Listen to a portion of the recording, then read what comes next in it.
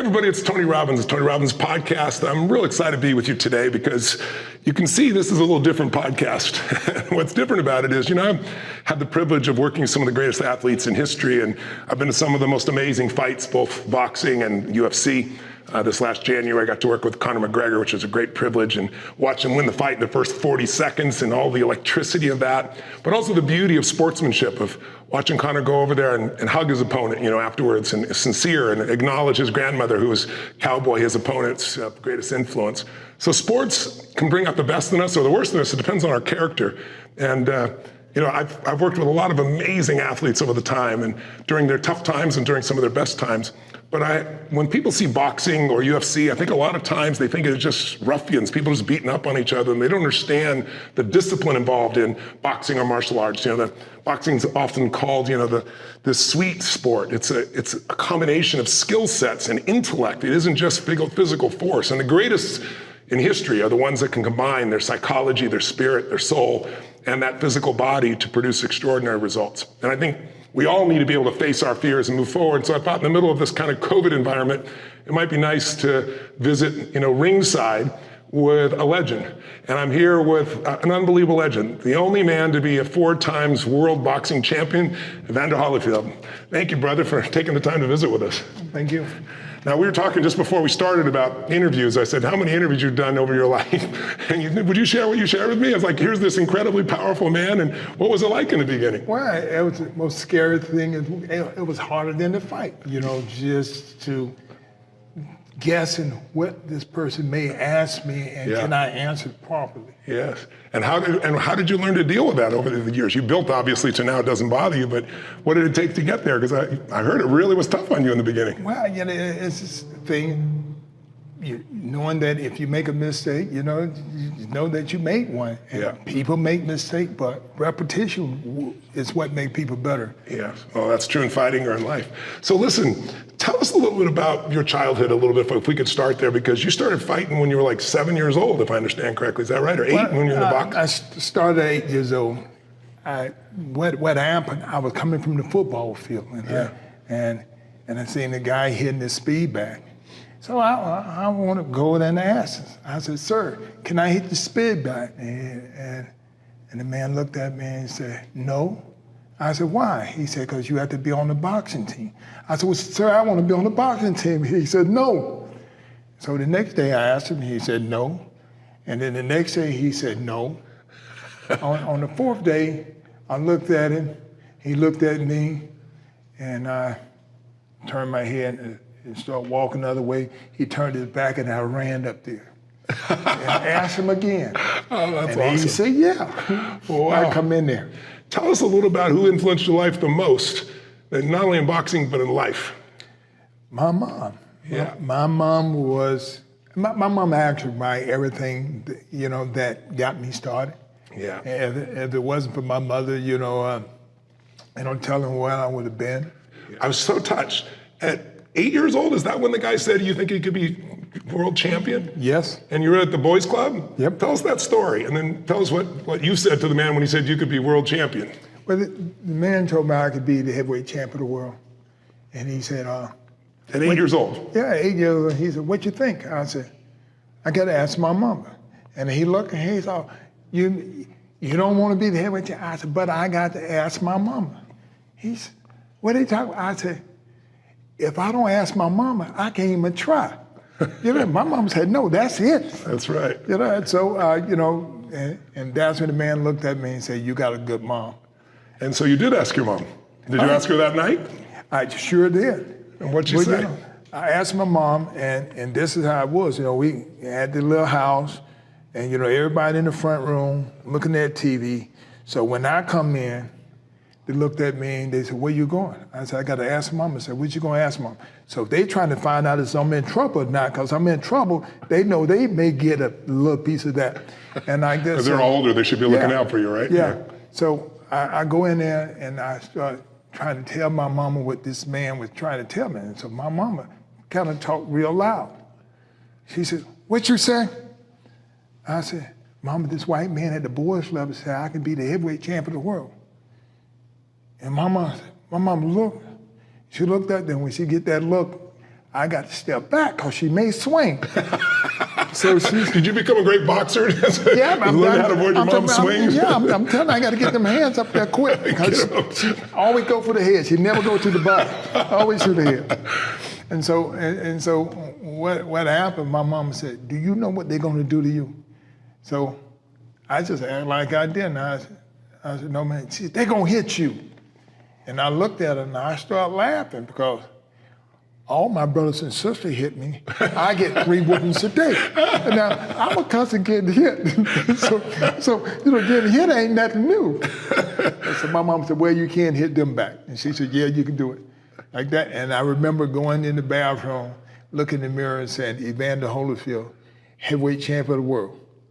So when I went back and told my coach, my mama said I could be the heavyweight champion. And he said, what?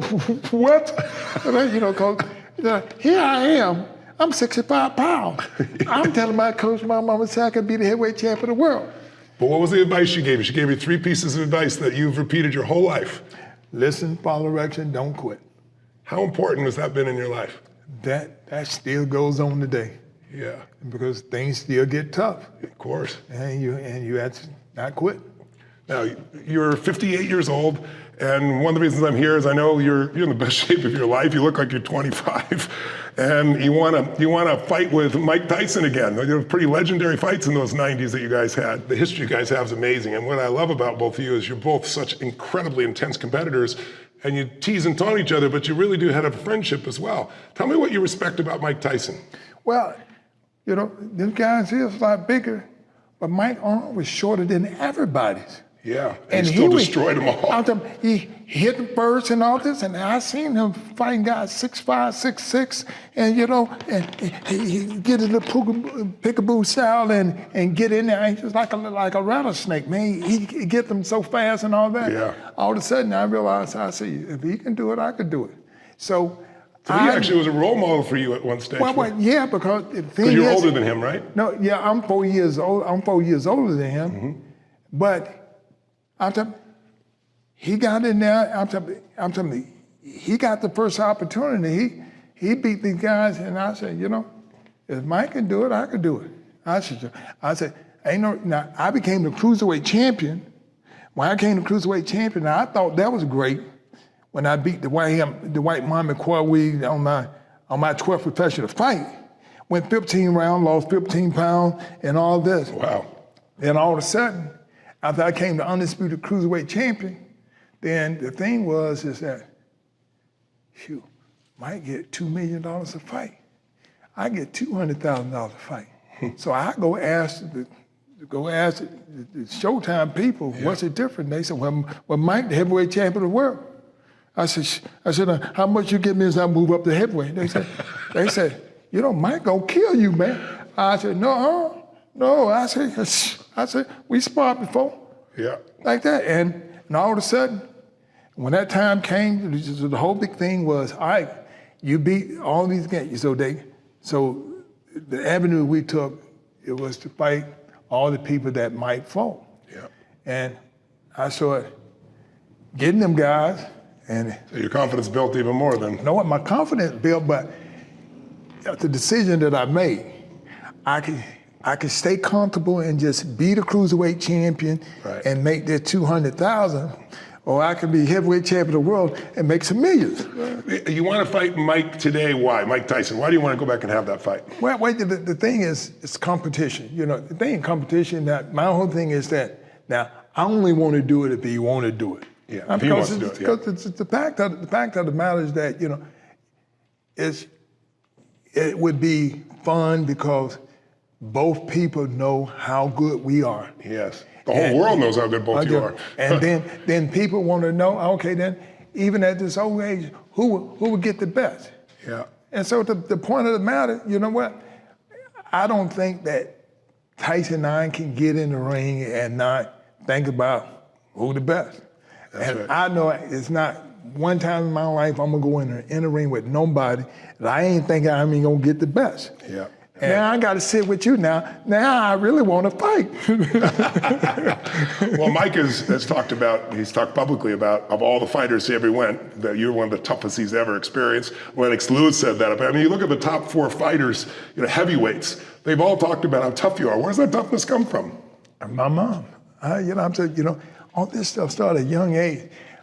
When your parent wants you to be better than them, they start telling you things. I'm saying, but if they never tell you these things, then how can you be better than them? Yeah. You're going to be better if your parents start telling you, look, you don't need to make these mistakes that I make. You're going to be a lot farther. And that's what my mama did. And the first thing was that tongue. She said, all right now. She said, my tongue, I can control my tongue. She says, you know what? I was a fool. And she says, let me tell you what a fool do. Fool don't get promoted. And that's all I did. My whole life got promoted because I was able to shut that mouth. And your mama, you talk about the sacrifice. Your mama, you want to go to that prom so bad. Tell people the story about that and what you did instead and how it shaped your life. Well, I had to go to Canada, Quebec, Canada, and had to fight. And I was mad. And I win the tournament. And I was still... Instead of going to the prom, though, right? But still going to prom. Yeah. And I remember everybody saying, you missed your prom, man, you missed it. And then here it is in 1987, and I'm a champion of the world. and everybody said, man, you ain't coming out the room. I said, no, because my mama told me, if you learn to, you the talent. If you mingle with these people, you're gonna lose. Yeah. But you stand here, and when they have to go to, now when it come Monday, they got to go to work. You got 2 weeks off. That's awesome. So you're looking for your advantages that what you have. She said, okay, Sounds like your mom was great at getting you to see what you had instead of what you didn't have. Right. And I think most people, it's like I always tell people, what's wrong is always available, so is what's right. Mm-hmm. And your mama really guided that. What an amazing gift that your mom has been in your life. What would she be most proud of in you today? Well, I'm telling you, my mama, all the awards that my mama got, once I became the champion of the world at cruiserweight from 1986 to 1996, she get all these awards because everybody said, I said, not my mom. I said, I'm telling you, I wouldn't have been here. I said, for all the things, I said, but one thing that I realized, my mama didn't play. When my mama said, zip it up, she mean now, not later. I said, if you did, you get it right then and there. I said, now, I've been slapped in this mouth and got soap put in this mouth because of things I said. I said, one time, I ain't want it no more. I don't like the taste of soap. I've had those experiences too. My mama shaped me too, brother. She really did. She was an intense character. But you look at it and it's like what you think you want your mama to be versus what God gives you, always something greater. There's always some lesson in there. And if she'd been the mama I thought I wanted her to be, I wouldn't be the man I'm proud to be either. So mamas out there, we honor you and send love to you. And dads out there too that decide to give your all for your kids. It's what the life's really about, man. And you're such a beautiful example of that. And thank you.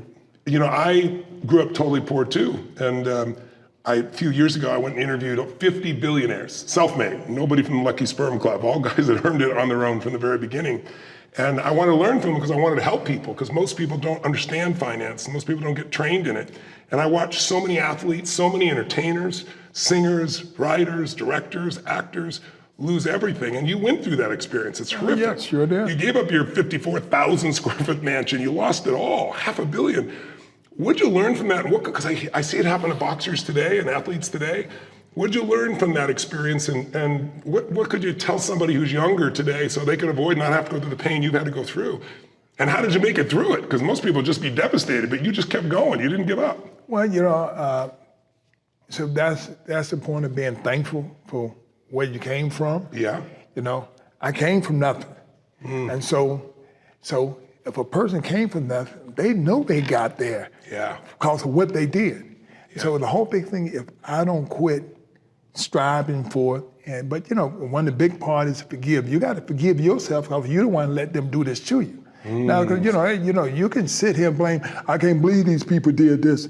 Well, if you can't believe it, then you probably still have your money. But you got to believe it because you ain't got the money. You lost everything because you believe they did what they did. Yeah. Now you got to forgive them, and you got to make some adjustments. And I made a lot of adjustments, and it's a part of life because this is what. So you saw it as your mistakes to allow them to do it to you, as opposed to I'm a victim. Yeah. They did this to me, so my life is over. You just picked it up and said, I learned from this shit, and I'm going to move on.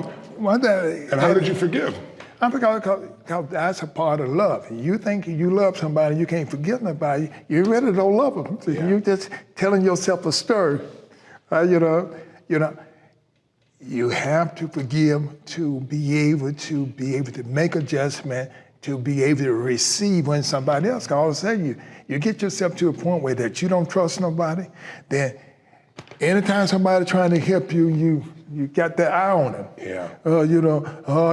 And all of a sudden, you make the situation hard. And the person said, "Well, I try to help him, but God, hey, somebody don't scare them to death, so he don't take no chances. So I can't work with him." Yeah. People today are so afraid to take chances. I mean, if you've been in business for any period of time, 10, 20, 30 years, you got people steal from you. And it's just part of the process of you learning not to leave the candy store open and blame them, right, for a child coming and taking it. I really respect you for doing that. But how did you build back from that time, though? I mean, to go from $500 million to literally nothing, part of it was just your history that I grew up dead poor too. So it's like, okay, I've been here before, so I can build again. What was the mindset? The mindset is that, God is not finished. When people go through something hard because something great is coming. Yeah, I believe it. God's delays are not God's denials, right? I'm telling you, it's a part of life. I think about if I was a kid and when my mama kept just telling me, and I just, everybody that I knew that was young, that was my age and all that, everybody was doing everything for them, and they were grinning, they were laughing, they were smiling, they were going to the prom and all this and stuff. And I was like, I started feeling sorry for myself. Yeah. So I still got that same picture that I showed to my son. I said, "See this picture? Well, Daddy, you don't look like you happy." I said, "Well, I'm happy now." I said, "But I'm trying to tell you, it's a decision, some things I'm gonna tell you can't do. And you probably gonna be looking just like this." I said, but at the end, I said, "Look how happy I am." He wasn't happy there. I said, "Yeah." I said, "But that's just a moment." Yeah. I said, what kind of man you want to be?" I said, "Now, your kids want to go this." And I said, "Look," I said, "why do y'all think that y'all got this great education?" I said, "You know what? It didn't cost me nothing for education. I said, it cost me $15,000 a year for y'all to go to this school, this early education and all this." I said, "But I'm happy to do it." I said, "Because you won't have to cry like me, wondering why." Because my mama had to come and give me my first whooping in school because this guy told me, "You not smart." And when he told me that, and I punched him right in the doggone eye. And my mama came and gave me a whooping in the school, and I had to apologize to the teachers and the student. Wow. Right? My mama said, "You don't hit nobody." So it's a profession. It's not something you just go use randomly. Right, I said, "Mom, but he was talking." He said, "So if you're talking, you want somebody to come knock the daylights out of you? Why didn't you hit the big guy then?" It's amazing. It's amazing. You got a temper, but you won't hit the big guy. You go hit the little guy. That's really cool. Yeah. Literally, you got the body of a 25-year-old. Certainly, you're 60, almost 60. You could be 40, and you'd be in better shape than most 40-year-olds. It's amazing. Tell us a little bit about your training, like this discipline of persisting and this pushing yourself that you've always done your whole life, pushing beyond what anybody could imagine. How much of a role those two things played in your life and your success? Well, the big thing was, at a young age, my mama telling me, if you don't break nothing, you don't have to fix nothing. So don't go tearing stuff up. You don't get no bad habits, so you don't have to cease nothing. Yeah. And so the whole big thing, and fortunately, I don't think it was great being poor, but a lot of time when you're poor, people don't give you chances. Yeah. And so the whole big thing is that so you have to hang out with somebody like you. And my mama would not let me hang out with people who curse and they did all these things. So I ended up becoming better because I was sitting there by myself all the time because the people who lived a better life didn't want to hang out with me.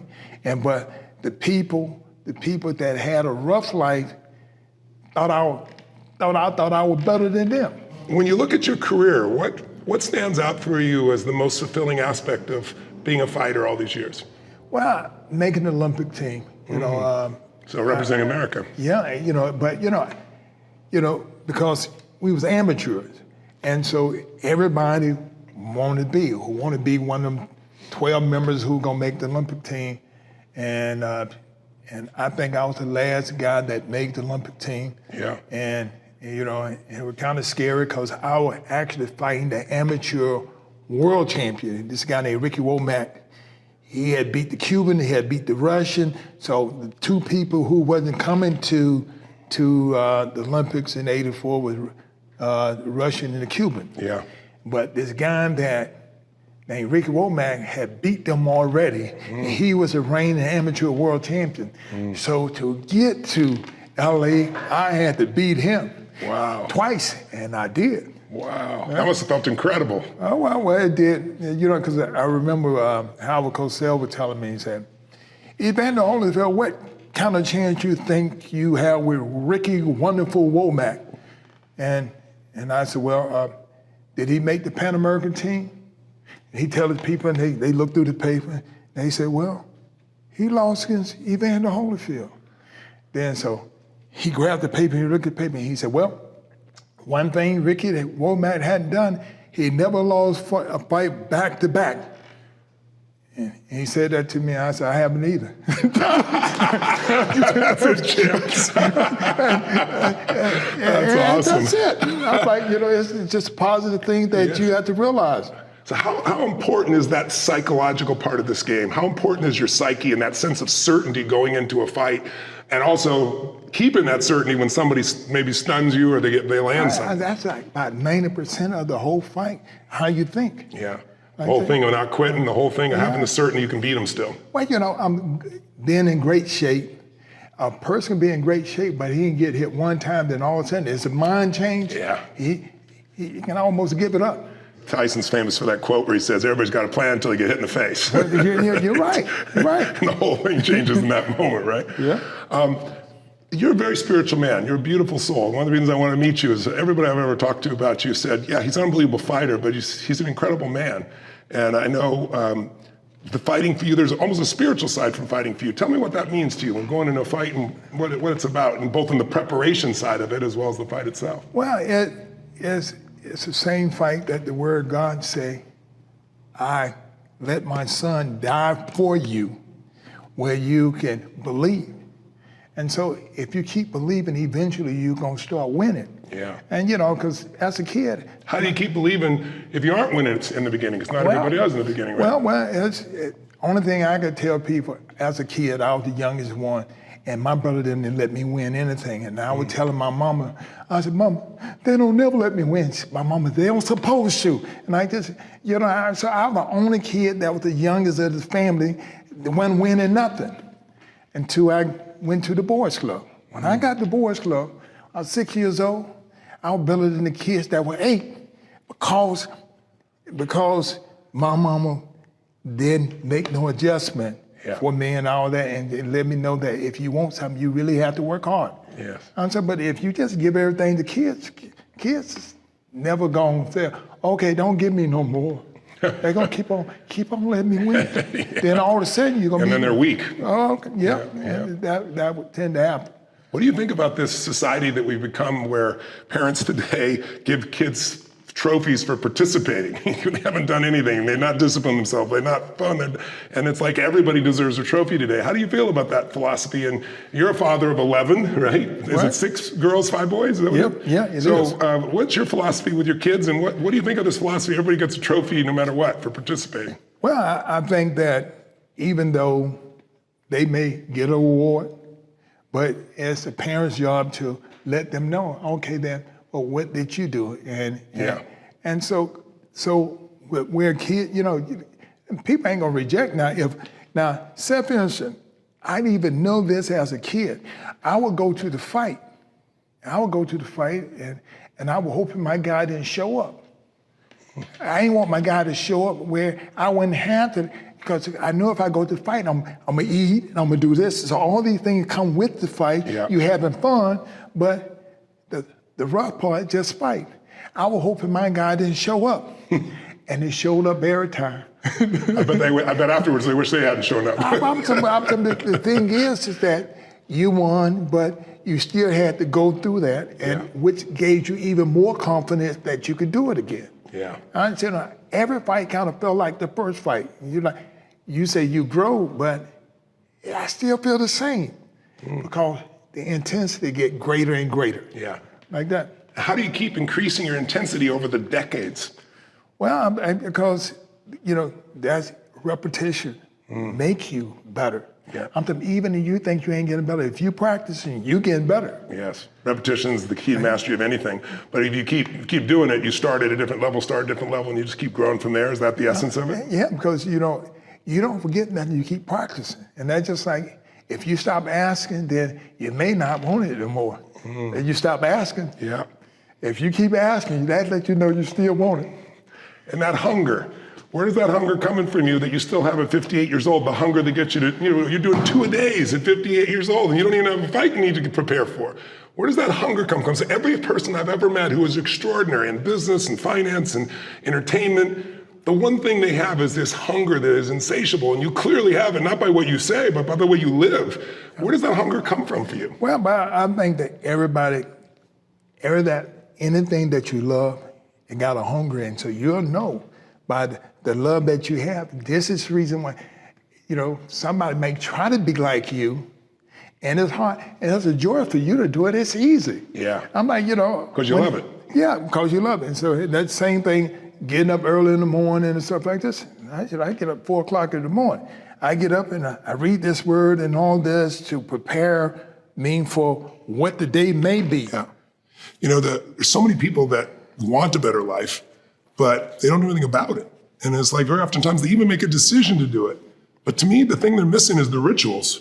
Like you've got rituals that you have drove in and you just don't break them. Like 4 a.m., most people's idea get up at 4 a.m. I go to bed at 4 or 5. I have a different time zone than you do. Yeah. But the same kind of discipline that you know what you do, you give it every single time. How important are rituals to being the best in the world at something?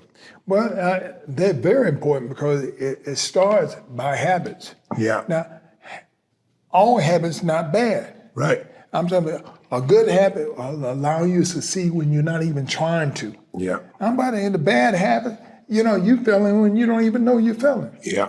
Like that. So this is the reason why you have parents. What are your top 2 or 3 habits that throughout your life have caused you to keep growing and succeeding? I think the love that I have for the Lord Jesus Christ. Yes. And my mama told me, my mom said, all right now, boy, you better stop calling.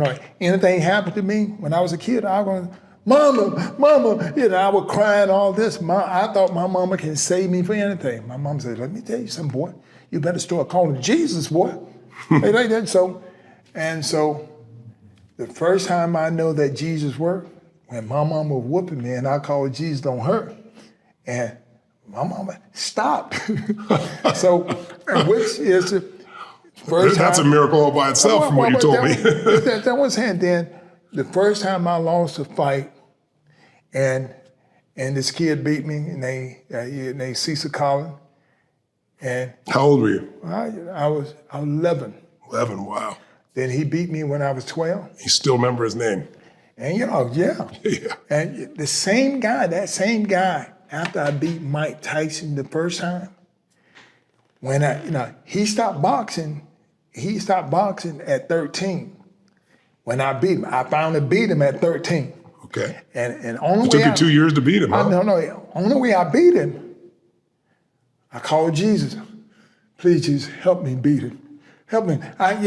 Because I only did everything to try to beat him 2 times, and he don't beat me 2 times.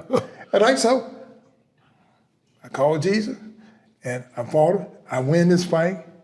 So he didn't fight no more. In 1996, when I come home, I walk in the house and I see this white guy sitting there. And I go, Cecil Collins. And everybody said, you still remember him? I said, how can you forget the first white guy that beat you twice? I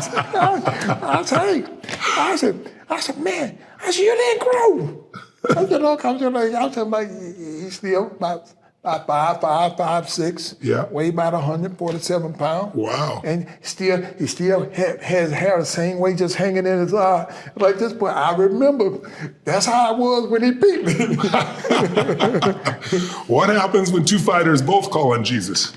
Well, you know, Jesus gave me the strength. What happens then? See, the same. That's how it was when it was me and George Foreman, and everybody mentioned, oh, you know, George is a Christian too. Yeah. You know what I'm saying? Who God gonna go for? I said, well, have George been a heavyweight champ before?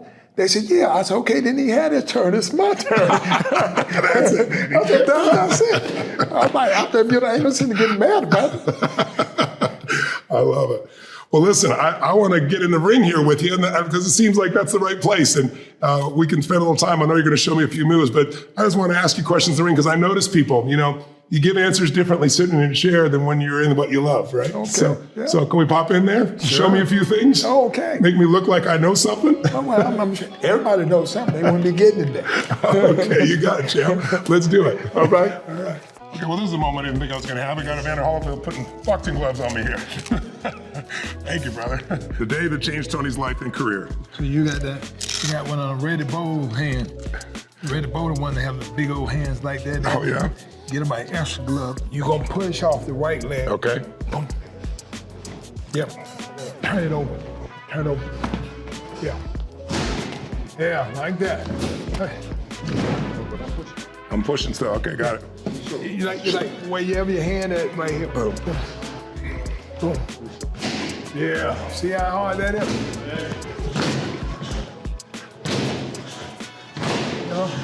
Now, 1, 2. Boom.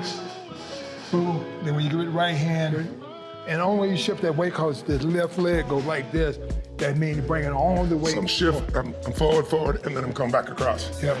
Oh, we need to start with the ring. There you go. How you feel the difference? Yeah. Wow. So he's saying, but you know, if he pushed like this, you go knock him slap out. Because he's gonna come. All that shots in here. So only thing that you got to get back on balance is the left hand. And that's reason the left hand is so important. That's the most important thing. Your lead hand like this, because if he get past that left hand, even though you hit him hard, you're gonna kill him with this one. That's awesome. Thank you. Yeah, that's awesome. I appreciate it. You not only brought great boxing. What I love about you, man, is that you got such a beautiful heart.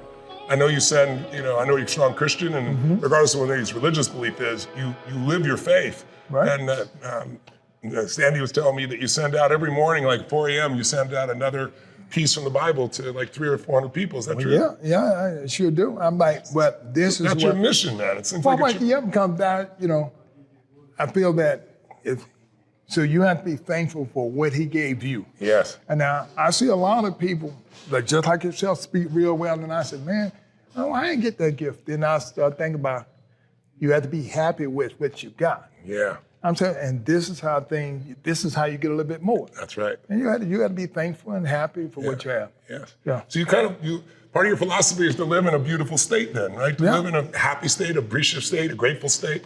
So how do you balance that out with killing somebody? Because a lot of people, when they think of boxing, they don't understand the level of discipline. They don't understand the art. They don't understand that there's a set of combinations here, there's patterns here, and there's thinking here, and there's an art here. It's been called the sweet science boxing, right? Or even martial arts, because I work with a lot of warriors, I call them, right? Boxers, athletes, UFC guys. And the level of discipline is insane. Mike, I've done an interview with him recently, and Mike's talked about how he was forced in the game, he was shaped by people that he feels didn't really look out for him. They turned him into a killer, and he doesn't want to be a killer. And so it's like he's gone through this transition in his life of hating that part of himself that got honed. But you got to be able to destroy somebody. But you seem to just be able to destroy him in the ring and still love on him afterwards, it seems like. The fact is... How do you do that? How do you balance that? Well, it's a discipleship. So the thing is the fact is that you're taking a chance.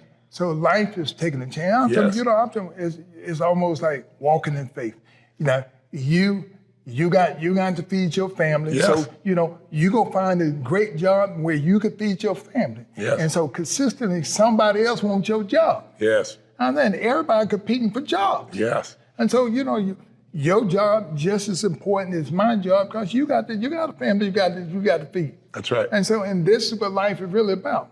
But they got the enemy. The enemy try to look at people's skin color, their height, why he got the job, I didn't have the job, and destroy. And God made people, and when He made people, made everybody the same, and they just got different colors.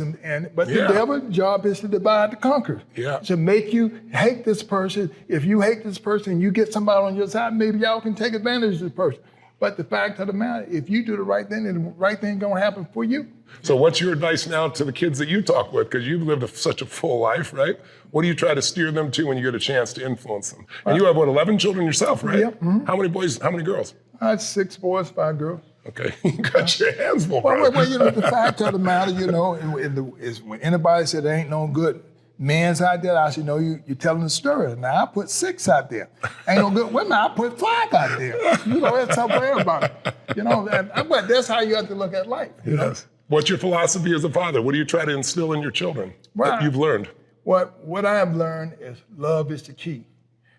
I'm successful because I found something that I love. Yes. Now, my mama wanted me to find something that I love, not something that you like, because you can like a lot of things. And that's the reason you may not become successful. Yes. But you find something that you love, you're going to be successful. Yes. Because that's what love is all. God is love. I'm with you, brother. I agree with a million percent on that one, man. That's gorgeous. So what's one of the fights in your career? You've had so many. What's one that stands out? Because today, I talk to people about the best story of humanity is the comeback story, right? Because anybody can succeed or get lucky, but being taken to your knees like COVID has done to so many people, I said, the comeback story, that's one that excites every human being. It's the Rocky story, right? It's the guy comes back and they push through it all and they get better than they were before, right? What's been the comeback story for you? What's been one of the tough ones for you that you're proud that you've been able to come back from?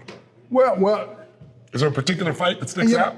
I have lost 11 times, but in the fact that the time that I lost, it was time where I actually kind of went farther than I should, because I knew my shoulder was hurt, but the guys that I was fighting, I thought I could beat them even hurt. Oh God! I said, that pride kick in there, and I have done things like that, and so people say, then why you ain't telling nobody? I said, well, because it's my fault. I shouldn't have did that. Why would, with me, just at the end of my career, I started fighting guys that were smaller than me. Yeah. And I thought I could beat them even though I was injured. Right? Yeah. I didn't get to sit. I sit there and I go. So what do you do after that? What do you do after you've disappointed yourself? And because everybody does this at times, right? And I always tell people, it's like success is always the other side of frustration, the other side of rejection, the other side of failure, right? It's like the ability to push through it. So when you come back from one of those, do you think of one that was really rough? How do you get yourself back, back to your top, back to your peak again? Well, the thing is you have to justify that, hey, this is what I done. This is what I done wrong. So you own what you messed up on. That's right. So then you know what to fix. I say that's instead of blaming the other guy. Yeah, that's it. Because you know what? Because that's what somebody come. That ain't your fault, man. That's the other person's fault. You got to be committed to know that you're there to sue you. And so, what does boxing mean to you? What does it mean to be a boxer in your mind? Like, some people think boxing is just this brutal, sport. You obviously don't look at it that way. What is boxing really? What does it mean to be a boxer? Well. I guess anybody, when you think you can kind of think in a way that you want, but it's a love to me. Yeah. This is something that I found out. What do you love about it? Well, the competition, Mm-hmm. and God gave me just as much strength He gave everybody else. Yeah. And now it's who is able to make the adjustment they need to make. I'm like, Anybody fail as a boxer in your mind? Because you've seen a lot of guys fail who were strong, had a lot of will. What makes the boxer that doesn't make it? he quit. I'm trying to say he quit on himself. Life is about don't quit on yourself. But if you hadn't been taught that, then you get to saying, you know what, this ain't for me. Yeah. Because this guy, people get embarrassed if they lose. Yeah. You think about it. My mama told me, she said, all right now, you sit here and you know that all these people come to see you. You know they come to see you to win. But you got something come to see you lose. They can't wait till that day that you gonna lose. See, son, you never lose if you don't quit. Give your best. I'm telling you, the point of the matter, your best is you gave your best. Yeah. And say, all right, you didn't win it, but the other guy, you beat. Right? Yeah. That's wonderful. So what's kind of like your mission now? Like what excites you? What are you passionate about this stage of life? Well, just inspiring young people. Because I'm telling you, I have done what I have done, and so ain't nobody chasing older people trying to be like older people. Yeah. I'm saying, because I remember when I was a kid, and this left side for the young people and that side for the old people, and I look over there, man. Hey, I wasn't trying to be like them. Yeah. I'm trying to be like this, people like this, but it's the older people who have to have confidence And the wisdom. and come back and tell the young people how to help them. Yeah. Now, I would never been who I am if these older people didn't help me. I'm like, I remember at the boys club, when the first time I went to boys club, I was 6 years old. And Is that the first time you fought, 6, 7? no, my first fight was when I turned 9. Turned 9, oh my gosh. When I was 6 years old, we walked to the boys club. We walked about 3 or 4 miles to the boys club. Yeah. And so now when we get there, my friend didn't tell me it cost a quarter. Oh, wow. If they would have told me it cost a quarter, I would never went. Yeah. So, we walked 3 miles. Yeah. All the way to this boys club and found out when I get up there, they had cards and they scratched their number off and they left me up there. And the lady named Miss Hawkins, who was white, and she said, are you a member? I didn't know what member was. Do you have a card?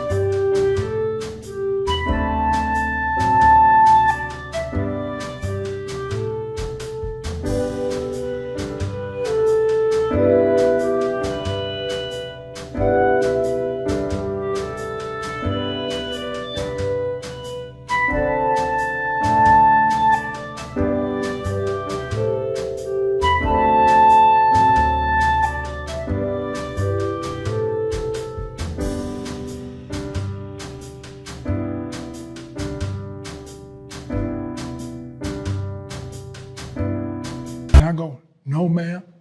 She said, well, you're not a member. I said, well, okay. And she said, do you have a quarter? Which shocked me. I said, a quarter? I'm thinking, I get nickels. I don't get quarters. Yeah. And so after that, she said, where you live? And I told her, by the stadium. So she knew that 3 miles. She said, that's a long way. She said, I said, I can walk. She said, no. And she turned around and she reached in her brassiere and got me a hot quarter. This is awesome. And this is what changed my life. Wow. Because The kindness of just one woman who's seeing this little boy. If I never would have went to that boys club, I never would have been the person who I am. Well, I was at the boys club practically till I was 21 years old.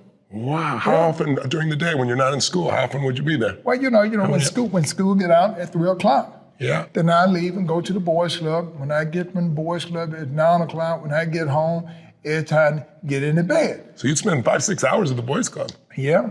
Wow. And the thing was, my mom used to tell me, she said, see, now you got a house in the ghetto, but you don't live in the ghetto. Oh, that's beautiful. What a beautiful thought. That's gorgeous, man. So it let me know that if I didn't have this time with these people who were trying to correct people and trying to put people in great position, I wouldn't be who I am. Yeah. Who were one of your first mentors or coaches? Like, who was the man who originally said you could be champion of the world? And what did you learn from him? Well, but Carter Morgan, he was older, and when he see me hit that bag, and you're bleeding and you kept hitting.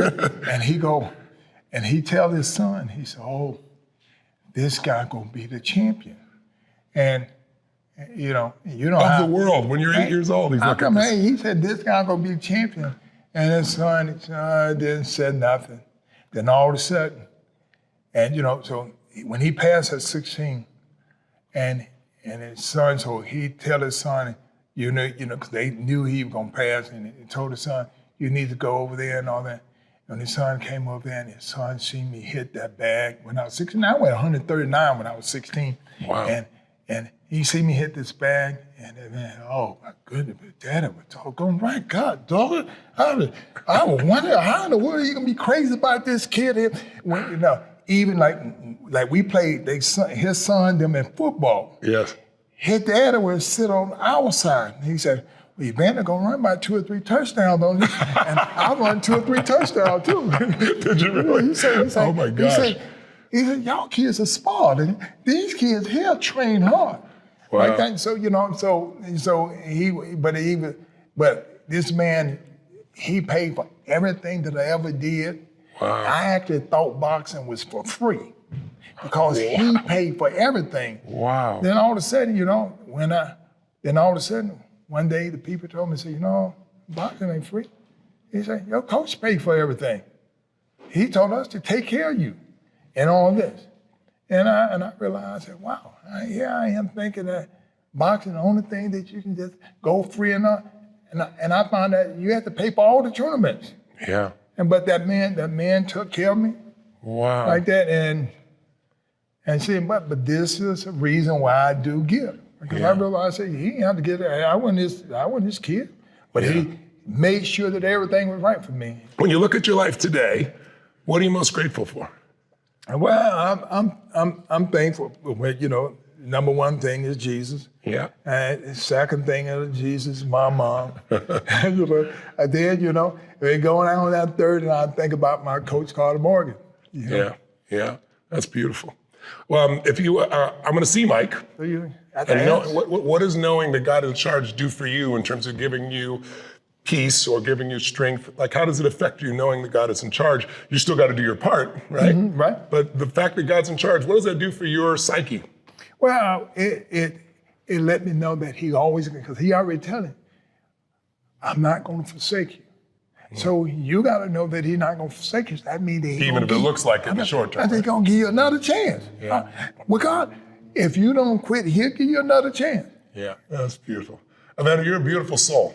And I'm so grateful to get to spend a little time with you here and really feel who you are. Because everybody knows who you are, as a boxer, you're a legend. But as a man, you're a legend as well. Well, thank you. And I know that your mother has to be one happy, grateful human being to see what her boy became and who he continues to become. Such a giver, such a lover, so disciplined, so driven, and a man who's constantly contributing and pushing himself. I think those are values that we all can value for ourselves. If we did, our whole world will get better because we get better. We got more to give, don't we? Exactly. It's pretty beautiful. Thank you, brother. Remember? And thanks you for the lesson here.